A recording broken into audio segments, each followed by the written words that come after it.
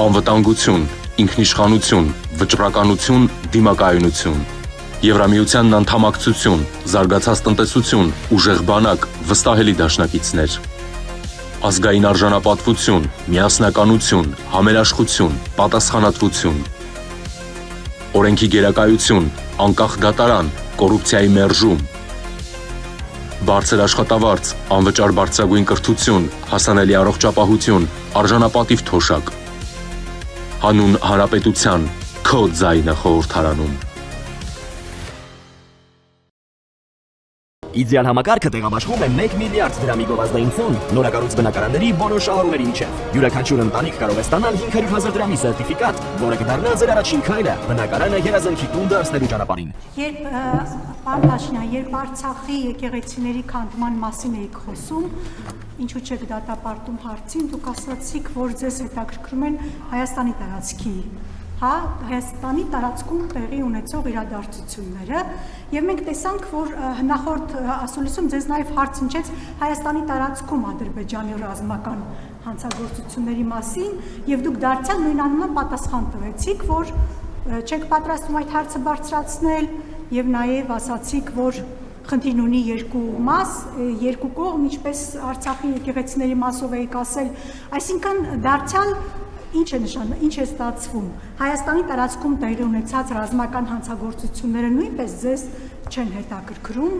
որովհետև նույնանման պատասխան տվեցիք այդ հանցագործություններին, իսկ մենք գիտենք, որ Հայաստանի տարածքում նաև զինծառայողներին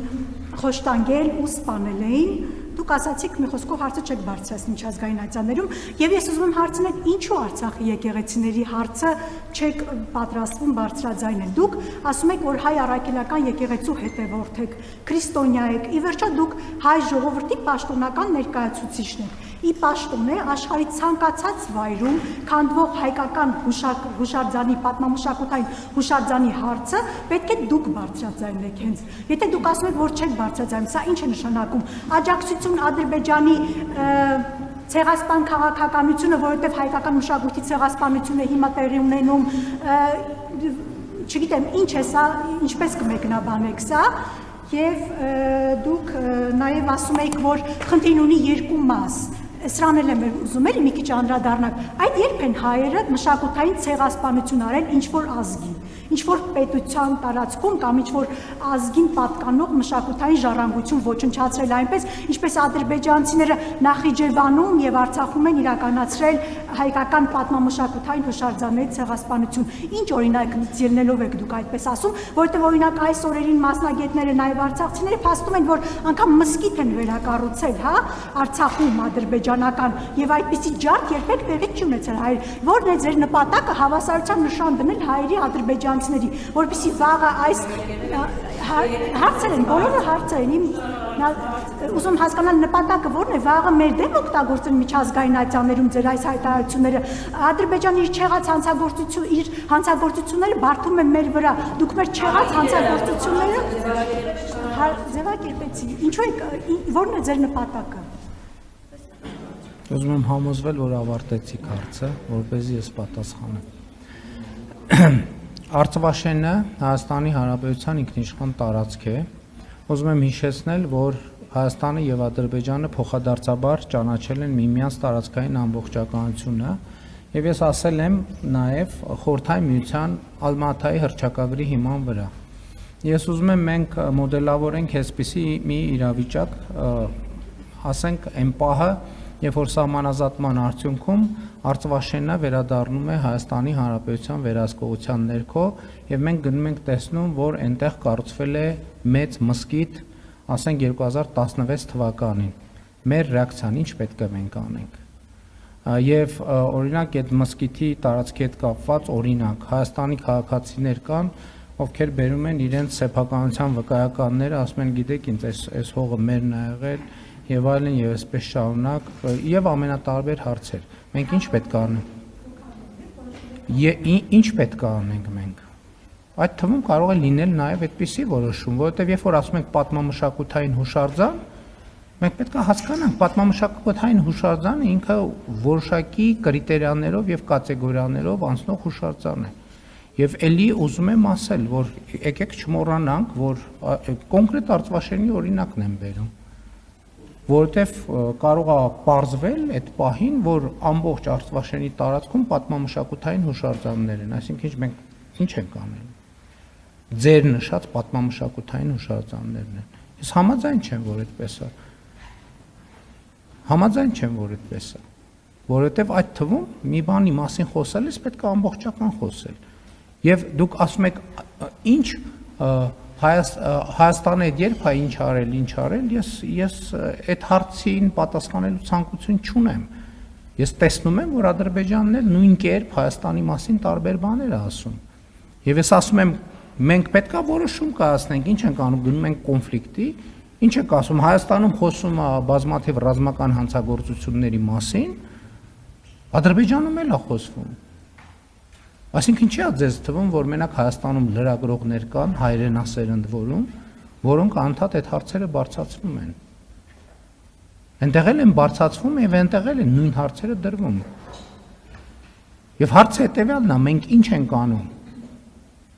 Ինչ ենք անում մենք։ Որն է մեր ռեակցիան։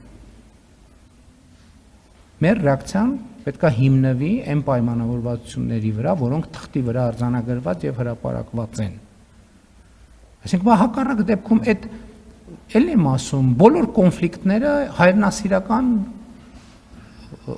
ռիտորիկաների վրա են հիմնված։ Այսինքն հիմա դուք ինձ հարց եք տալիս, որ ես բան անեմ, սկսեմ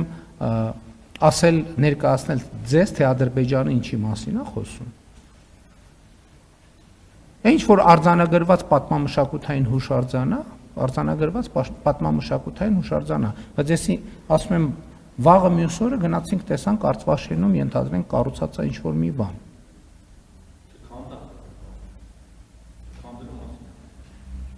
Գնանք եկեղեցին, որը թվարկում է, կառուցվել է 2016 թվականին, նոծվել է 2019 թվականին։ Մենք դա գիտենք այդ փաստի մասին, թե չգիտենք։ Հա, ես ասում եմ, կարա լինի տենց իրավիճակ, որ ասենք Արցվաշենում մենք ունենանք նման իրավիճակ։ Այսինքն Արցվաշենցիները գնալու են, այդտեղ ապրելու են, ասելու են լավ, ոչինչ, պատմամշակութային հուշարձան է։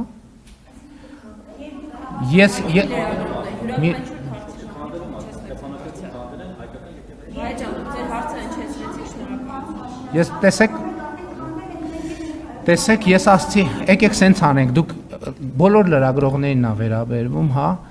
ես հարցին պատասխանում եմ այն ժամանակ, երբ որ հարցը ավարտված է։ Հիմա դուք ձեր հարցը ավարտել եք, թե չէ։ Եթե չեք ավարտել անսահմանափակ, մինչև մի ժամ ժամանակ ունեք, կարող եք ավարտել եք։ Դե խնդրում եմ, երբ որ ավարտված է, էլ նոր հարցի հնարավորություն չկա։ Թե ես խնդիր չունեմ, կարող եք մի ժամ հարց տալ։ Միայն հարցերը կարող են։ Պայմանը հետևյալն է, հարցի պատասխան հնչում է, երբ որ հարցը ավարտված է։